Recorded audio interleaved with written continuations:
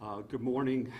It's with great sadness that I'm here to report that yesterday at approximately 10:31 a.m., the Erie County Sheriff's deputies responded to a 911 call, and that we're investigating a tragedy that occurred at two houses in the town of Clarence and an outdoor shooting range in the town of Newstead. Deceased are 37-year-old Mary Beth Burgum, 64-year-old Nancy Burgum, 66-year-old Mark Burgum, and 43-year-old Eric Burgum. All four suffered fatal gunshot wounds, and Eric Burgum expired as a result of a self-inflicted gunshot wound.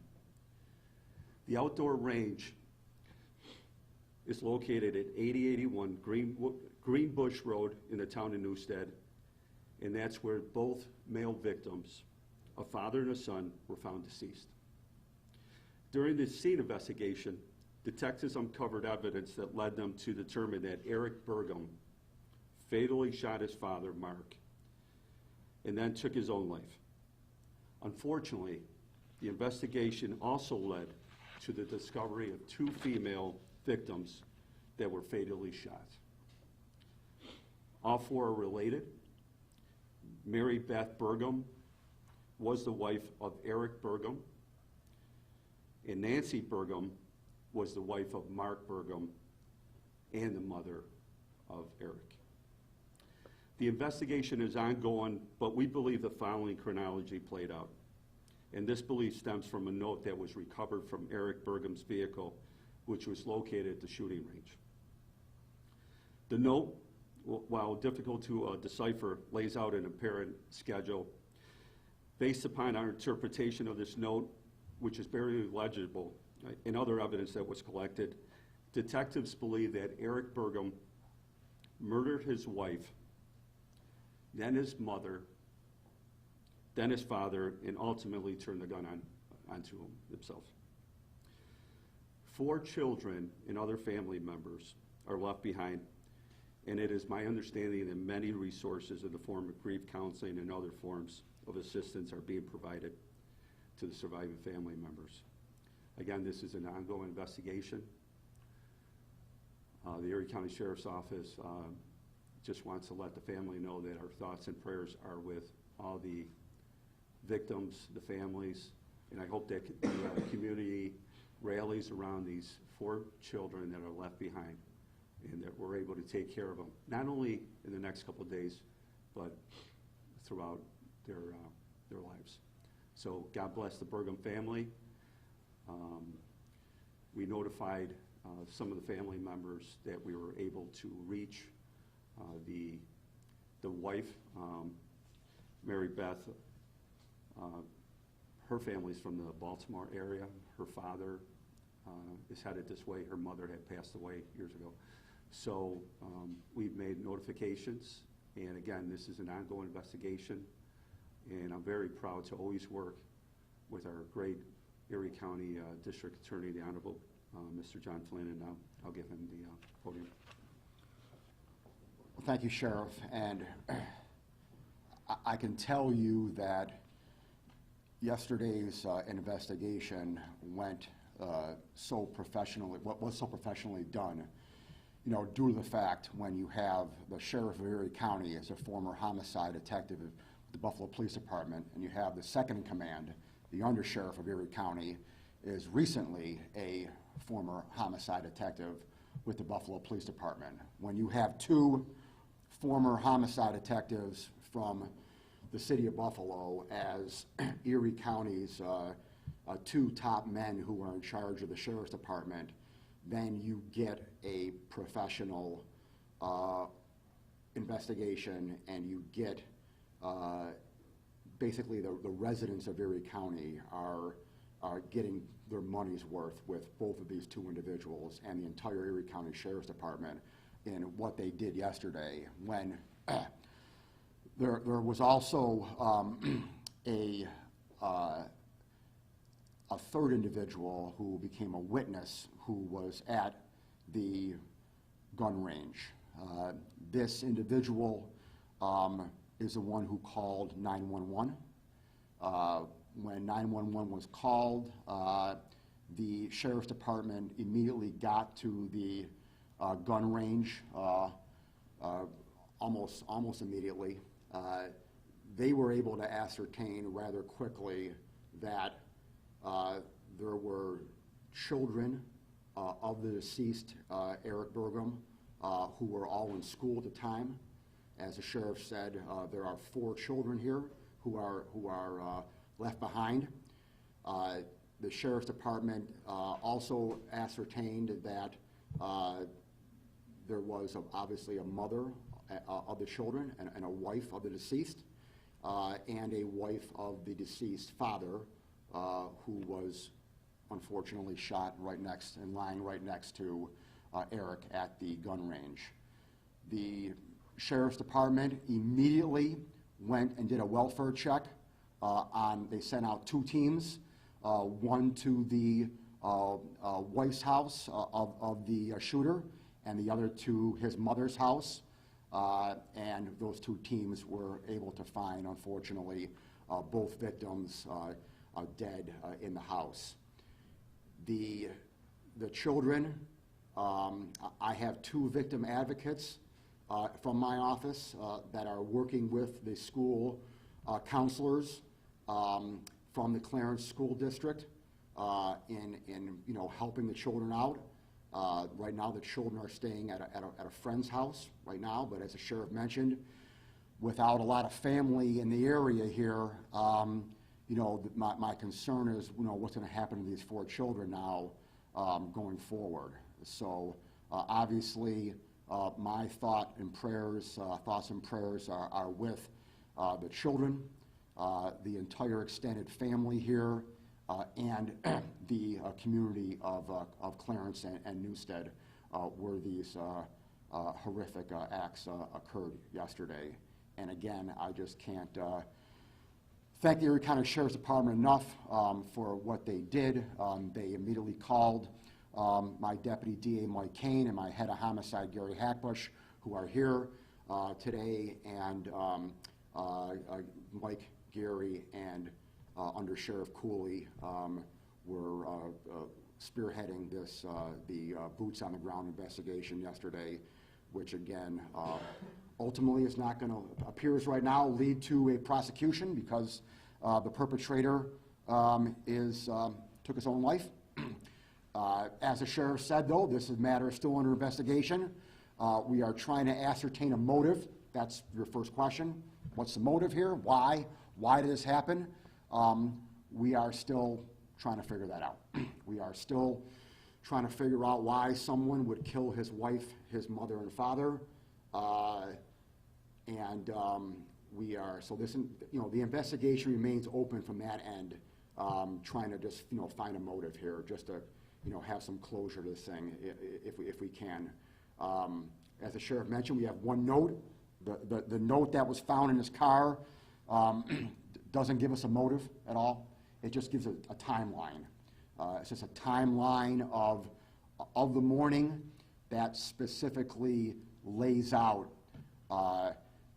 his actions yesterday morning, and it, makes reference to the acts that he did. I'm not going to specifically tell you what it says, but it makes reference to the acts that were perpetrated. But again, there's no motive in that at all. So for closure purposes, we all want to know why, and the community wants to know why. Why does someone kill their wife and their parents? And so we are still actually looking at that. Questions? Are you receiving corroboration from family and friends? Well, there's really not much family here. I mean, like the sheriff mentioned, there's really not much family in town. But as far as people rallying, yes, people are. I mean, the entire community is rallying, not only behind the kids but behind the investigation. So yes, we have no one is obviously, forwarding any investigation at all. Does Eric Burgum have that? Early reports had the father and son traveling to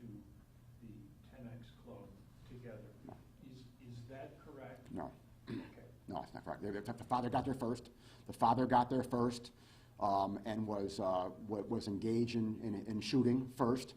The second gentleman who was there, the witness, was there, and the father said, "Hey, my son's coming at some point." And so when the witness heard that, he then moved down to make room for the son, and then the son came, and the son actually started shooting at the range first, and then after shooting at the range, then went ahead and killed his father. Unawares of what his son had just did. There's no indication that the father was aware of what the son just did. Absolutely none. Did Eric and his wife, were they together? Were they estranged?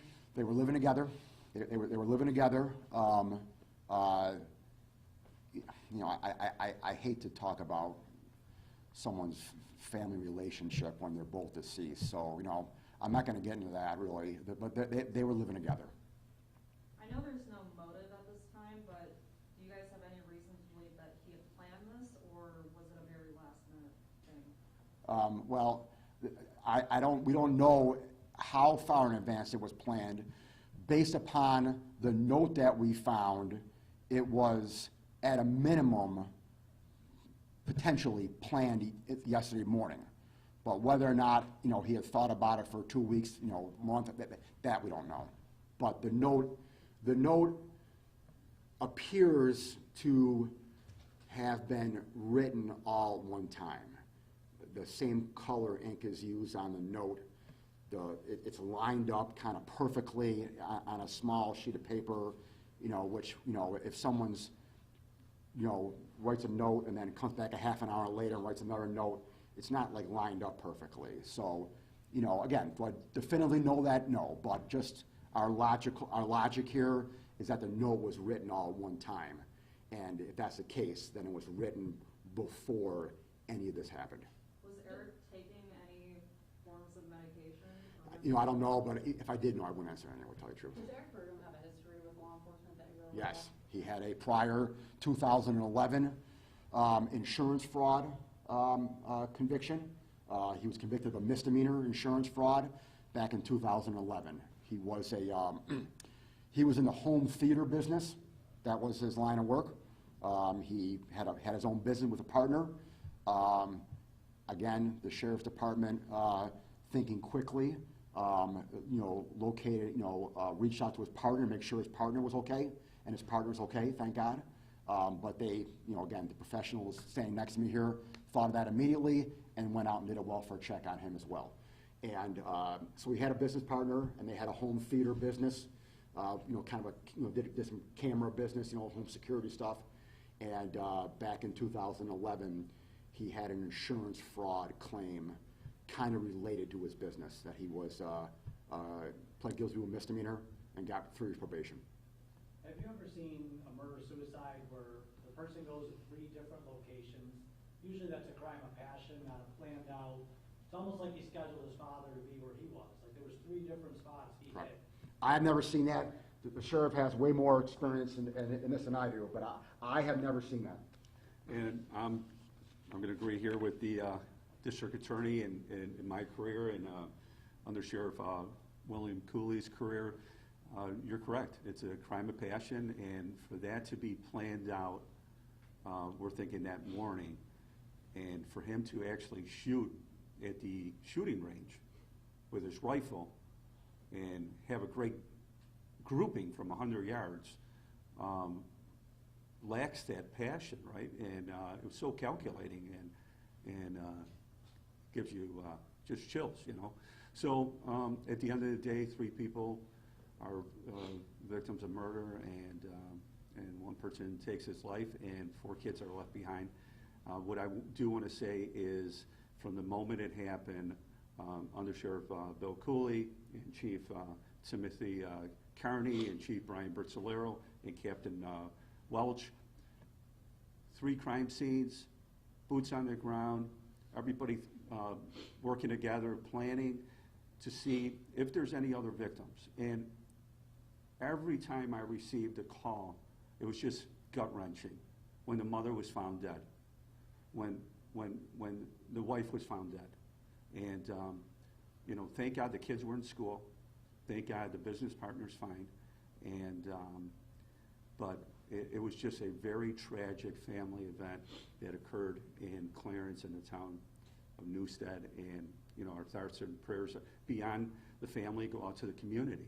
And I spoke to the superintendent of Clarence Schools. He's on top of it, as you heard from our district attorney. There's advocates there, and we're trying to do as much as possible to not only follow up on this investigation, but support the family in any way possible. So when the father arrives, of Mary Beth's father arrives, Mr. Urbanen, then we will assist in any way possible. What weapon was used, and was Eric the registered owner of the weapon?